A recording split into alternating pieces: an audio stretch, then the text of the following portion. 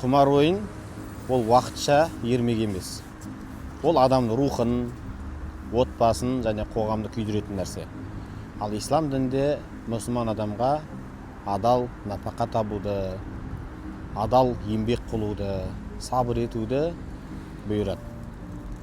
Пайғамбарымыз саллаллаху алейхи ва саллям айтады: кім құмар ойнап қой сойса, ол арам етті. Ал кім ойнап оны жейтін болса, жойылсын деген. Діннің өзінде арамнан нан табуды тыяды. Ал құмар ойын діндегі тыйым салынған нәрсе болса, солмен нәпақа тауып отбасына беруде харам болып есептеледі. Қаншама отбасы осы құмар ойын үшін ажырасып жатыр. Қаншама бала жетім қалып жатыр. Қаншама әйел жесір қалып жатыр. Қаншама ата-ана қамқорсыз, қараусыз қалып жатыр. Қаншама адам бүкіл байлығынан айырылып далада қалып жатыр.